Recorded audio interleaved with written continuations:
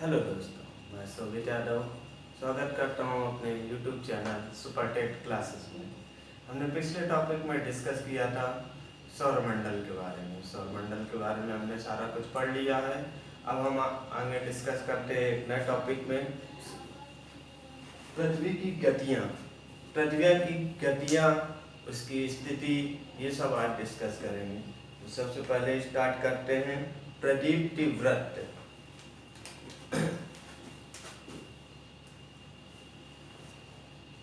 प्रदीप्ति वृत्त।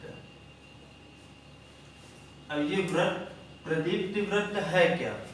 तो प्रदीप्ति वृत्त एक काल्पनिक रेखा है। यह एक ऐसी काल्पनिक रेखा है जो पृथ्वी को दो बराबर हिस्सों में बांटती है, प्रकाशित और अप्रकाशित। देखते हैं चित्र के माध्यम से।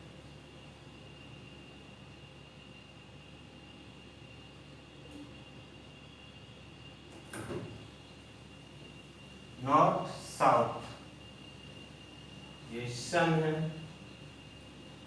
जब यहां से प्रकाश आएगा तो इस हिस्से पर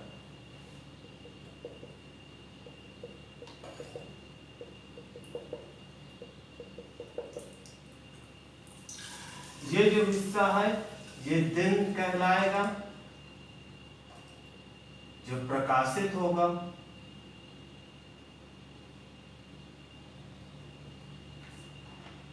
और ये आपका जो पीछे का हिस्सा है ये रात कहलाएगा, जो अप्रकाशित है।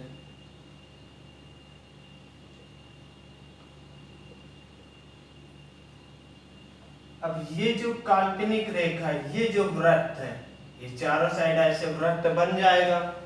यही रेखा को कहते हैं प्रदीप्ति वृत्त।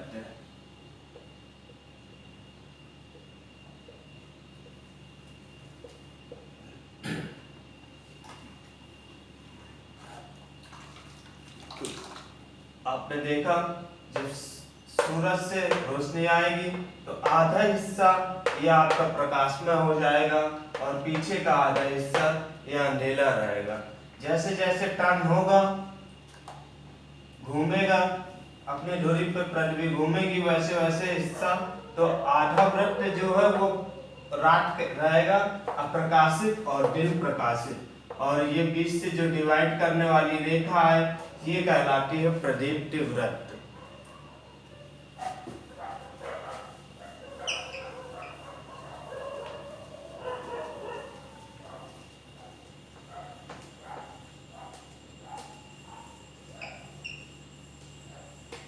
तो अभी हमने पढ़ा है प्रदीप्ति वृत्त के बारे में। अब हम चलते हैं उपसौर और अपसौर की स्थिति के बारे में ज्ञात करते हैं। तो उपसौर और अपसौर है क्या? तो उपसौर वह स्थिति है जब पृथ्वी सूर्य के सबसे निकट आ जाती है, और अपसौर के दिन पृथ्वी सूर्य से सबसे दूर स्थित होती है। उपसौर की स्थिति चित्र के माध्यम से देखते हैं।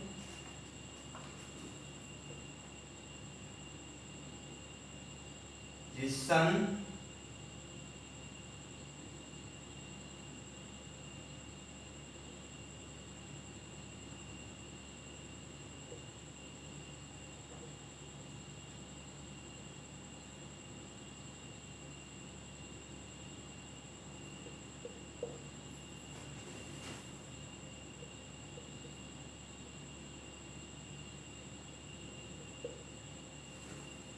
जब पृथ्वी घूमेगी, जब सूर्य के नजदीक आ जाएगी तो यह आपकी कहलाएगी उपसौर।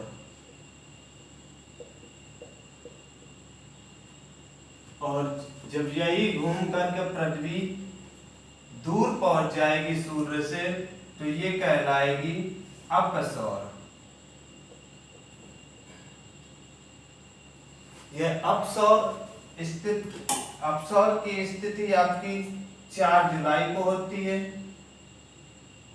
4 जुलाई, और उपसौर की 3 जनवरी, मतलब 3 जनवरी के दिन पृथ्वी सबसे निकट होती है सूर्य के, और 4 जुलाई के दिन पृथ्वी सबसे दूर होती है सूर्य के। अब इसको याद करने का सबसे सिंपल फॉर्मूला देखिए, उप सौर, उप हमेशा सेकेंड होता है, उप प्रधानमंत्री, उपराष्ट्रपति, ऐसे ही देखेंगे तो ये उप लगा है इसलिए ये सेकेंड है, छोटा है, मतलब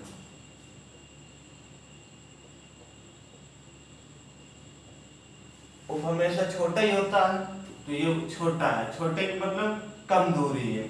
और अब हमेशा ऊपर होता है, मतलब अधिक दूरी है।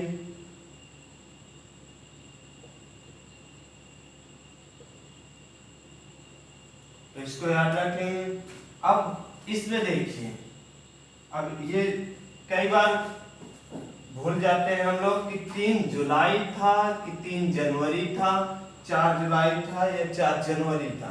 तो इसमें देखिए 4 अधिक दूरी है, तो 4 अधिक है, 3 कम है, जो ज्यादा है वो ऊपर होगा, दूर पर 4, और 4 JULY, 4 इसमें अक्षर भी है, तो 4 से रिलेट करेंगे, और अधिक अंक है, 3 की अपेक्षा 4 अधिक है, तो ये दूर पर होगा।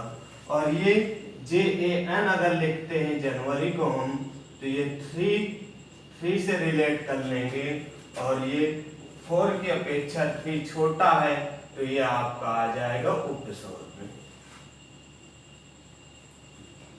अब ये जो रेखा आपकी मिलाने वाली काल्पनिक रेखा होती है, सूर्य से पृथ्वी को मिलाने वाली रेखा, ये आपकी कहलाती है एपिसाइड रेखा। एपिसाइड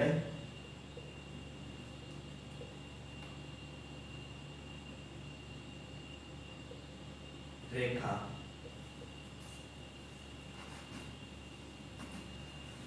अब 3 जनवरी के दिन 14.70 करोड़ किलोमीटर दूरी होती है, किलोमीटर में। और 4 जुलाई के दिन 15.21 करोड़ किलोमीटर सूर्य से पृथ्वी की दूरी है। तो ये हमने पृथ्वी की स्थिति देखी, अपसौर और उपसौर। ये क्वेश्चन कई बार आ चुका है टेट में कि उपसौर की स्थिति कब होती है, तो उपसौर की 3 जनवरी को, और अपसौर की आपकी 4 जुलाई को। ये क्वेश्चन अक्सर आते रहते हैं।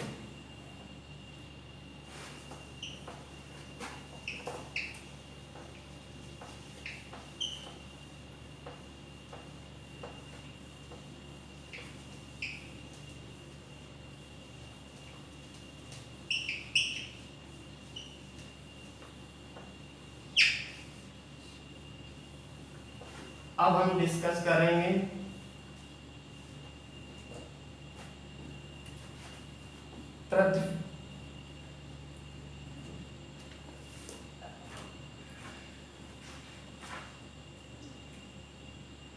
पृथ्वी के परिक्रमण और ऋतुएं।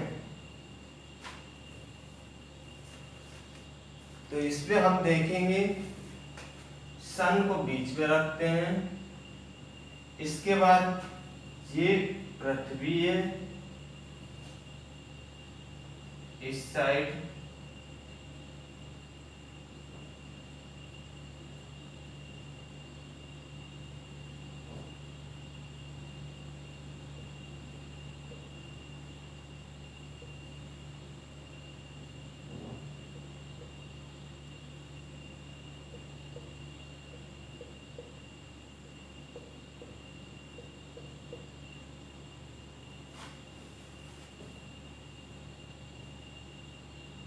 ये आपकी भूमध्य रेखा, कर्क रेखा, मकर रेखा।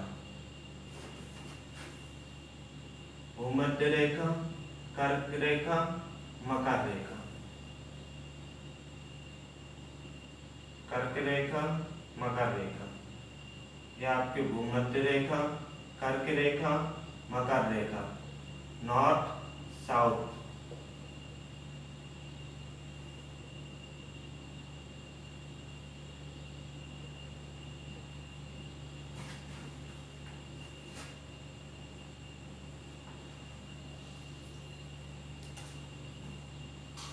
ये पृथ्वी की एक साल की स्थिति है,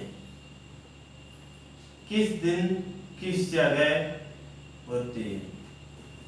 तो जब सूर्य सीधे कर्क रेखा पर चमकता है, कर्क रेखा पर चमकता है, तो यह स्थिति आपकी 21 जून का दिन कहलाता है।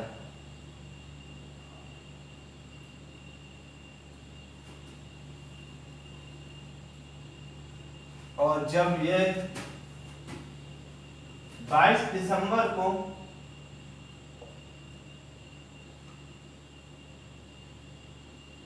मकर रेखा पर सूर्य चमकता है, यह स्थिति 22 दिसंबर को होती है। और ये 21 मार्च, 23 सितंबर,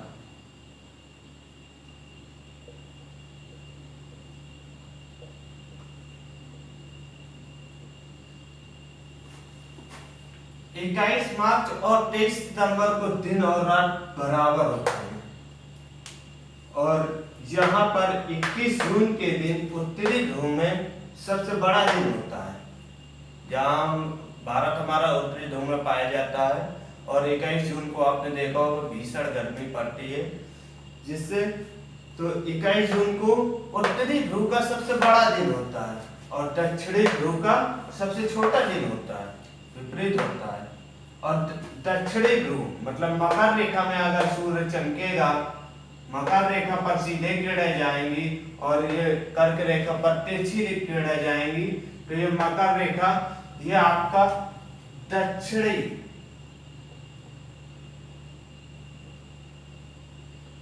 ध्रुव का सबसे बड़ा दिन है।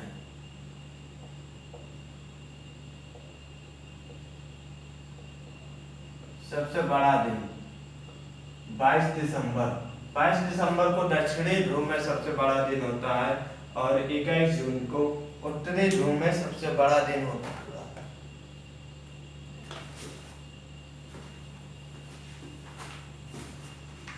तो हमने चित्र देखा, इसको आप लोग बना सकते हैं या बुक में देखिए, उसमें मिल जाएगा।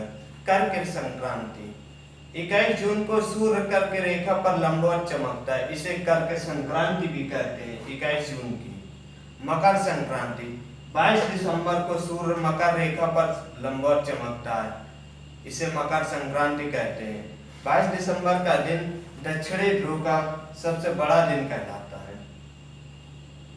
वह स्थिति जब सूर्य की किरणें विषुवत रेखा पर लंबवत पड़ती हैं, विषुवत रेखा पर लंबवत पड़ती हैं, लंबवत पड़ती है और सभी जगह दिन व रात बराबर होते हैं।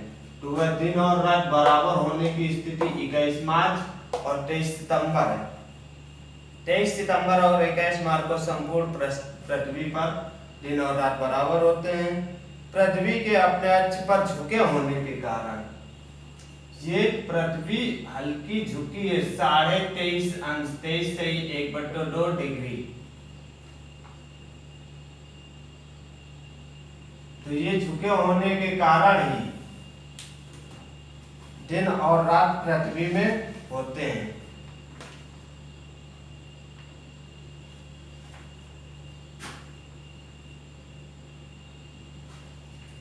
अब हम लोग देखते हैं चंद्रमा के बारे में।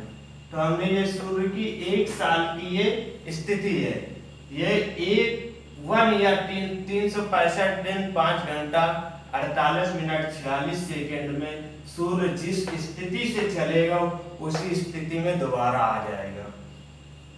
सूर्य के झुके होने के कारण ऋतु परिवर्तन होता है और विभिन्न स्थिति में जैसे पहुंचता है, तो उस कारण हमने सारी स्थितियां देख ली। 23 सितंबर 21 मार्च को दिन रात बराबर होगा। दक्षिणी ध्रुव में 22 दिसंबर को सबसे बड़ा दिन, उत्तरी ध्रुव में 21 जून को सबसे बड़ा दिन।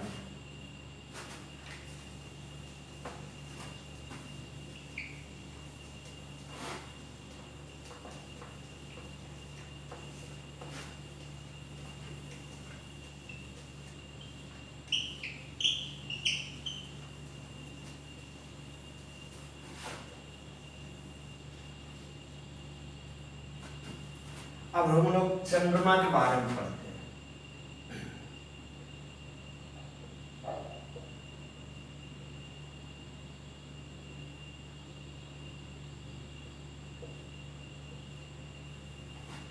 चंद्रमा चंद्रमा की सतह और उसकी आंतरिक स्थिति का अध्ययन करने वाला विज्ञान सेलेनोलॉजी कहलाता है। क्या कहलाता है? सेलेनोलॉजी।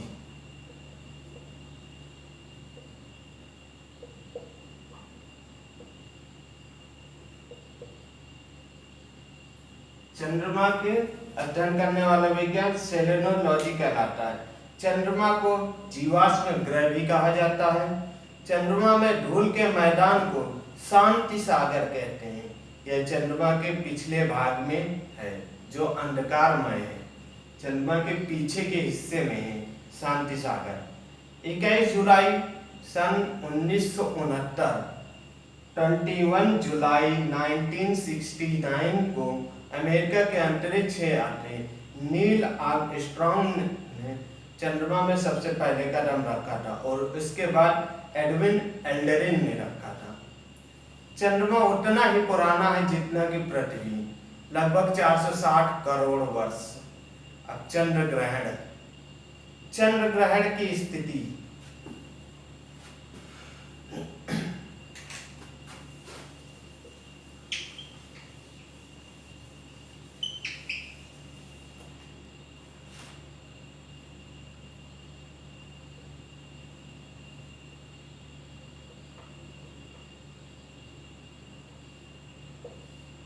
चंद्र ग्रहण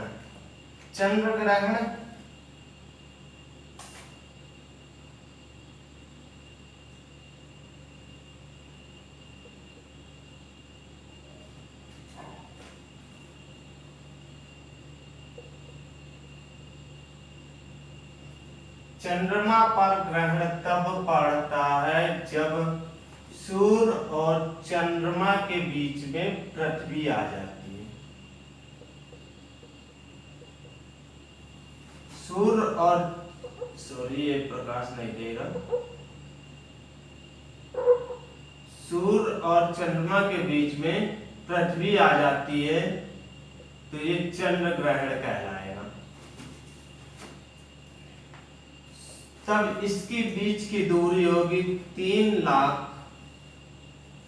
चंद्रमा से पृथ्वी के बीच की दूरी है 3,84,365 किलोमीटर। चंद्रमा से पृथ्वी की दूरी बताई गई है। प्रत्येक पूर्णिमा को चंद्र ग्रहण नहीं होता है। पूर्णिमा के दिन ही होता है, लेकिन प्रत्येक पूर्णिमा को चंद्र ग्रहण नहीं पाया जाता है। कारण है चंद्रमा और पृथ्वी की कक्षा में 5 मिनट का अंतर है। चंद्रमा और पृथ्वी की कक्षा में 5 मिनट का अंतर है। एक वर्ष में अधिकतम 3 बार चंद्र ग्रहण हो सकता है। Super moon.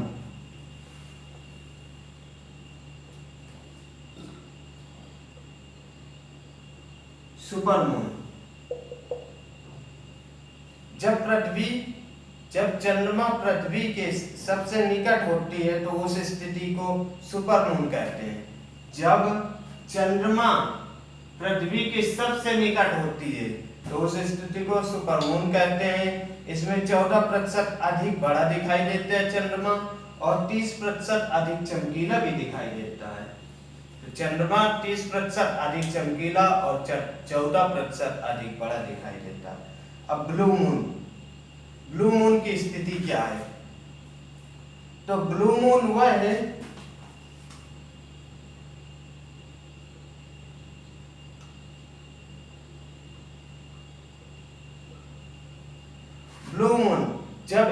एक माह में 2 पूर्णिमा हो तो दूसरी पूर्णिमा को ब्लू मून के नाम से जानते हैं। मतलब जब एक माह में 2 पूर्णिमा हो तो दूसरी पूर्णिमा के चांद को ब्लू मून कहते हैं।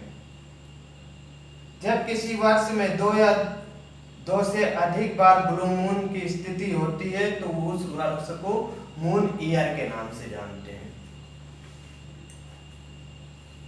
और इसको याद करने का हमने शायद पिछले वीडियो में बताया होगा, जहां हमने सूर्य ग्रहण पढ़ाया था कि चंद्र ग्रहण, तो चंद्रमा अधिकतर रात से रिलेट करते हैं, तो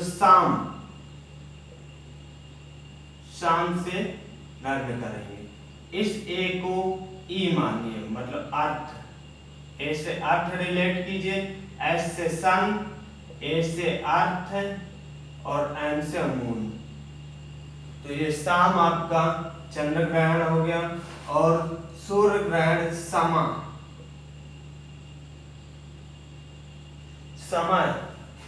तो सा से एस से सन हो गया, एम से मून हो गया और ए से आपका अर्थ हो गया।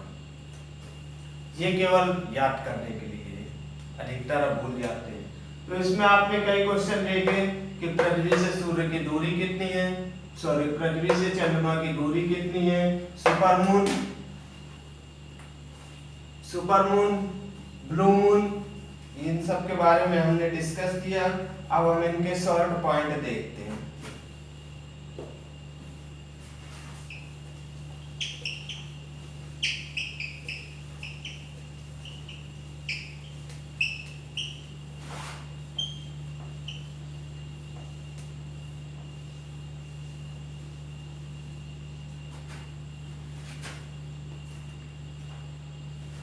चंद्रमा का व्यास 3,480 किलोमीटर है। चंद्रमा का व्यास 3,480 किलोमीटर।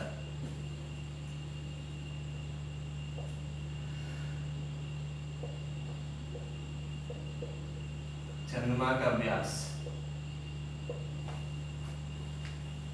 चंद्रमा के अगर द्रव्यमान के बारे में बात करते हैं, चंद्रमा का द्रव्यमान, तो यह पृथ्वी के द्रव्यमान का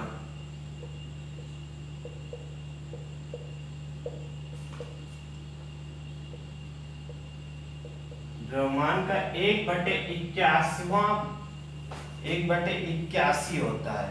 और अगर गुरुत्वीय बल के बारे में डिस्कस करते हैं, गुरुत्वीय बल,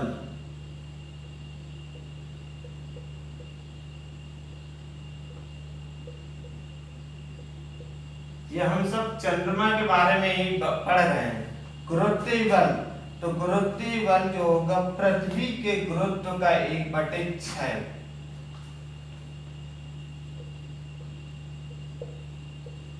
पृथ्वी के गुरुत्वीय बल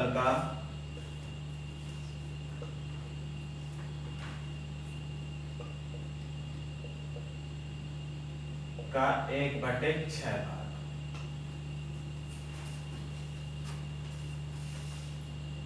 अब चंद्रमा का पलायन वेग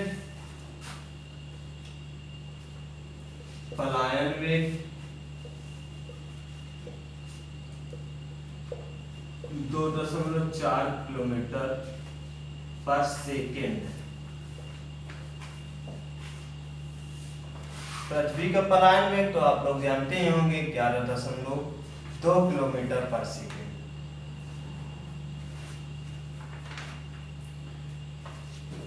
चंद्रमा पृथ्वी की एक परिक्रमा 27 दिन 28 घंटे में पूरी करता है और इतने ही समय में अपने अक्ष पर एक घूर्णन करता है। मतलब कि 27 दिन 8 घंटे में चंद्रमा पृथ्वी की परिक्रमा पूरी कर लेता है, पूरी परिक्रमा लगा लेता है और उतने ही समय में वो अपनी धुरी पर घूम जाता है। इसलिए चंद्रमा का हमें मैक्सिमम भाग 57% ही पृथ्वी से दिखाई देता है, इससे अधिक हमें नहीं दिखाई दे सकता। तो अभी हमने चंद्रमा के बारे में सारा कुछ देखा। जो भी अगर क्वेश्चन रह जाते हैं आप लोग ऑब्जेक्टिव करिए, जो क्वेश्चन रह जाते हैं नीचे कमेंट बॉक्स में डिस्कस करिएगा, हम उनको भी आगे के वीडियो में लेके आएंगे। अभी आगे हमारा ज्वार भाटा।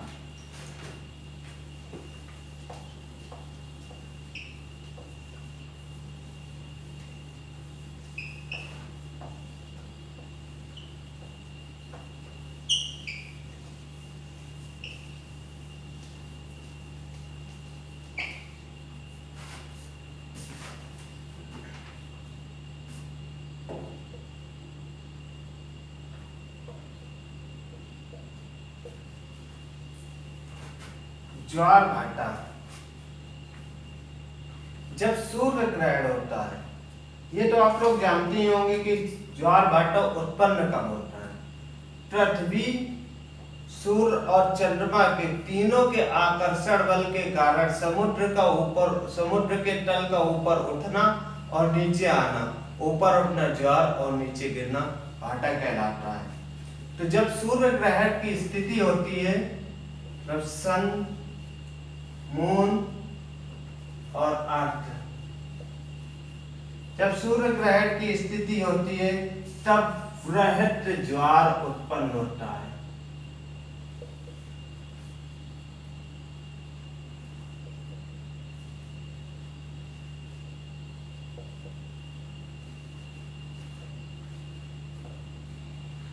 वृहद ज्वार उत्पन्न होता है।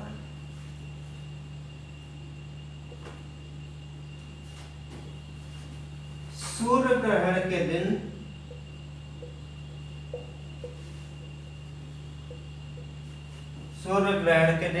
वृहद ज्वार उत्पन्न होता है और चंद्र ग्रहण के दिन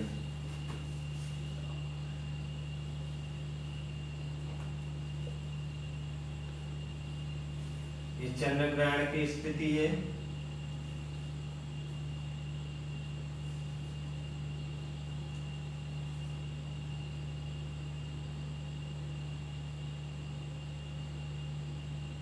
ये समुद्र के तल का उठना है, वो दर्शाया गया है।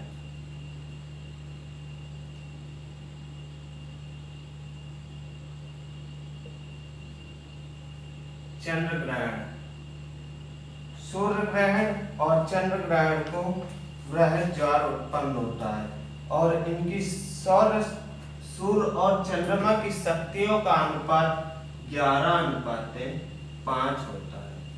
सूर्य और चंद्रमा की शक्तियों का अनुपात 11:5 होता है। चंद्रमा और सूर्य के आकर्षण बल के कारण दिन में एक बार या 2 बार समुद्र के जल का नियतकालिक उठने या गिरने को ज्वार भाटा कहते हैं। ज्वार उठने के लिए अपेक्षित सौर एवं चंद्रमा की शक्तियों का अनुपात 11.5 होता है। ये दोनों स्थिति आपकी वृहद ज्वार की है। जब तीनों एक ही रेखा पर होंगे तो ये वृहद ज्वार उत्पन्न होगा। और अगर 90 डिग्री का एंगल बनाएंगे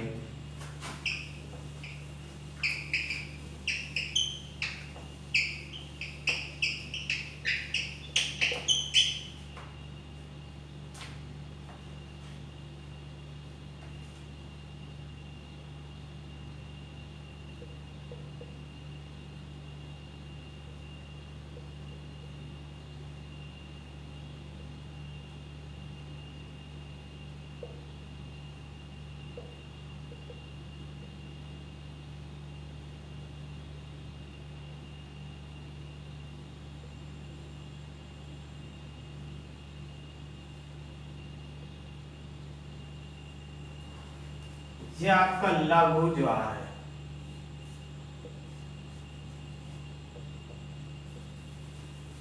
जब तीनों एक ही दिशा पर नहीं होंगे, मतलब या तो मून और अर्थ ये स्थिति हो या ये स्थिति हो, इन दोनों स्थिति में लघु ज्वार ही होगा।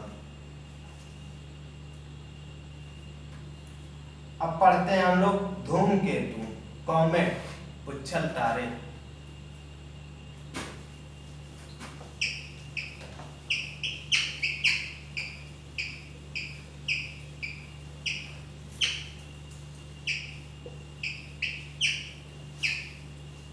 धूमकेतु को ही हम लोग पुच्छल तारों के नाम से जानते हैं और इंग्लिश में इसको कहते हैं कॉमेट।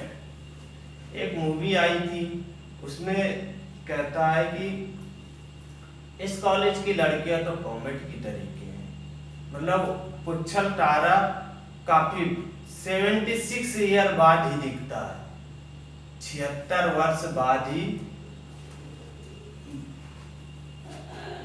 1986 में हेली नामक पुच्छल तारा था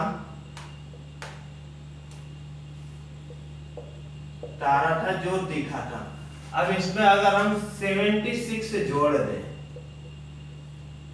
तो ये कब दिखेगा?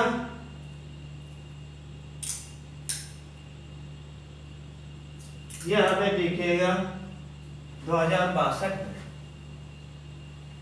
तो पुच्छल तारा 76 ईयर बाद ही दिखता है और हमें 1986 में हेली नामक पुच्छल तारा दिखा था।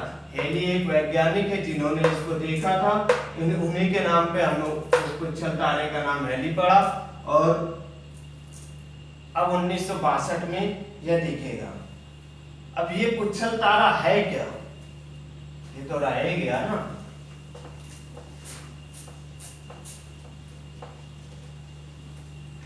पुच्छल तारा की स्थिति है कि सूर्य से सन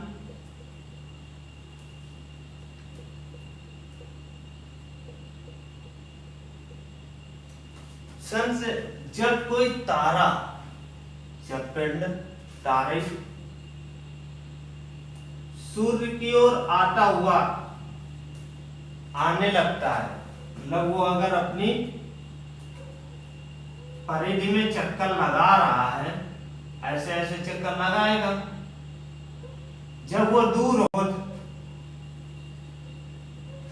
तारे के रूप में होगा, जब वो पास की स्थिति में आ जाएगा, सूर्य के नजदीक अगर आ जाएगा तो ये इसके पीछे पूंछ के आकार के एक लंबी, मतलब कि सूर्य की ऊष्मा के कारण ये पिघलता हुआ एक लंबी पूंछ के आकार में, धुएं के आकार में दिखेगा और इसीलिए इसका नाम पुच्छल तारा रखा गया है।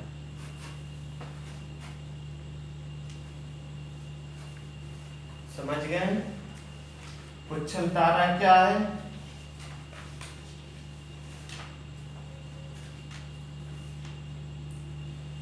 सौरमंडल के अरबों पिंड जो गैस एवं धूल के संग्रह हैं, जो आकाश में लंबे चमकदार पूंछ सहित प्रकाश के गोले के रूप में दिखाई देते हैं, ये पुच्छल तारे कहलाते हैं।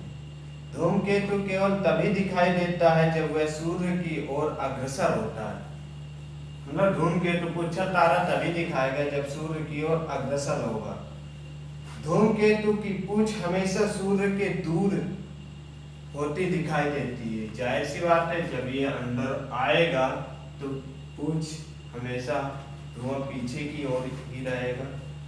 हेली नामक एक धूमकेतु है, इसका परिभ्रमण काल 76 वर्ष है। 1986 में दिखा था, अब 1962 में दिखेगा।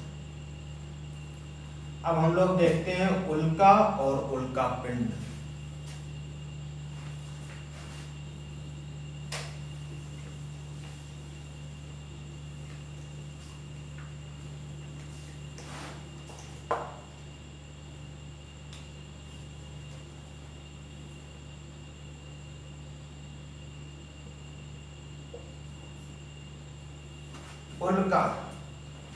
उल्काएं क्षुद्र ग्रहों के टुकड़े तथा धूमकेतुओं द्वारा छोड़े गए धूल के कण होते हैं, जो आकाश में क्षण भर के लिए दमकते हैं और लुप्त हो जाते हैं।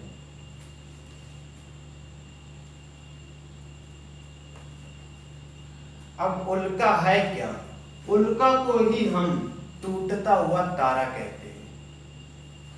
अभी हमने सौर मंडल में देखा था क्षुद्र ग्रह, उल्का, छोटे छोटे ग्रह मतलब धूल कण, पिंड पाए गए थे। बृहस्पति के पहले मंगल और बृहस्पति के बीच में जो छोटे छोटे पिंड पाए गए थे, वही पिंड, उन्हीं में से कोई अगर पृथ्वी के वायुमंडल में प्रवेश कर जाता है तो वह जब प्रवेश करेगा तो घर्षण के कारण इतनी स्पीड में प्रवेश करता है कि वो घर्षण के कारण जल जाता है, और जब जल जाता है तो चमकने लगता है, और उसी को हम लोग देख के कहते हैं कि देखो टूटता हुआ तारा है, विशेष मांगते हैं। तो वो टूटता हुआ तारा नहीं है, वो केवल एक पिंड है जो वहां से पृथ्वी के वायुमंडल में आ गया है और वो जल गया है, राख के रूप में नीचे गिर जाता है। और उल्का पिंड क्या है? ये तो उल्का हो गया, ये उल्का हो गया। अब अगर इसी में पिंड जोड़ दें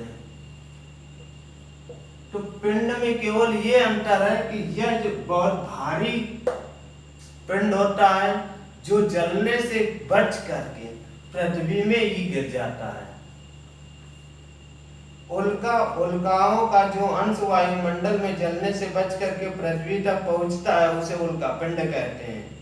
उल्का पृथ्वी के मध्य मंडल में आकर के जल जाता है। ये हमने वायुमंडल वाले टॉपिक में डिस्कस किया था कि वो जलता कहाँ है। तो ये मध्य मंडल में आकर के जल जाता है। और जैसे हमारा